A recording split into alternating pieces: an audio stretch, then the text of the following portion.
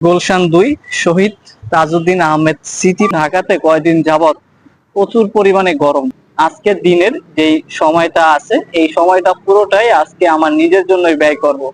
সকাল সকালেই বেরিয়ে গেছি ঘোরার জন্য, তো সেজন্য আগে গুলশান এরিয়াটা সিলেক্ট করে নিয়েছি।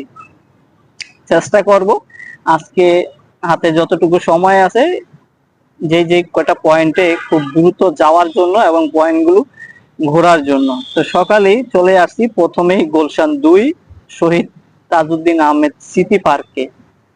তো এখানে আসার পরে একটা জিনিস খুবই ভালো লাগতেছে, যেহেতু কয়দিন যাবত গরমে হাঁসফাঁস অবস্থা, প্রচুর পরিমাণে গরম।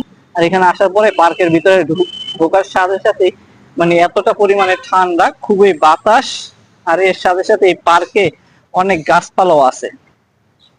সকাল সকালেই অনেক লোকজন এখানে চলে আসছে খেলার জন্য বিভিন্ন জায়গা থেকে। তো এখানে যেহেতু আসলাম খুব সকালেই, তাদের সাথেও দেখা হয়ে গেল। আর ভালো লাগে যেহেতু একটা সময় আপনার যখন আপনি কাজ করবেন, তো কাজ করতে করতে শরীরকে যদি রেস্ট না দেওয়া যায় বা নিজেকে যদি সময় নিজের জন্য ব্যয় না করা যায়, তাহলে কিন্তু আপনি অগ্রসর হতে পারবেন না।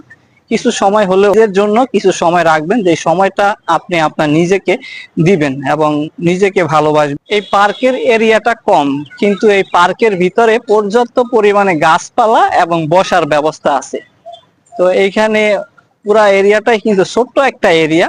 এই তাজউদ্দিন আহমেদ স্মৃতি পার্কের এরিয়াটা খুবই ছোট। যদি আপনারা আসেন তাহলে হয়তোবা আসলে দেখতে পারবেন। যে কোনো পয়েন্ট থেকে এটা আসা যায়। গুলশান ২ এর যে মেইন চত্বরতে আছে ওইখান থেকে ২০ মিটারের মাত্র। বাচ্চাদের জন্য পার্কের ভিতরে অনেক সুন্দর সুন্দর কিছু খেলনার ব্যবস্থা করছে তারা। যারা ফ্যামিলি এবং ছোট পরিবার নিয়ে যারা ঘুরতে চান গুলশান এরিয়ার মধ্যে, তারা এই জায়গাটি সিলেক্ট করতে পারেন। এই যে আমার পিছনে যে একটা খেলনার একটা স্পেস দেখতেছেন, এমন আরো অনেক বিভিন্ন আইটেমের খেলনা এখানে দেওয়া আছে, যেখানে বাচ্চারা খেলা করে।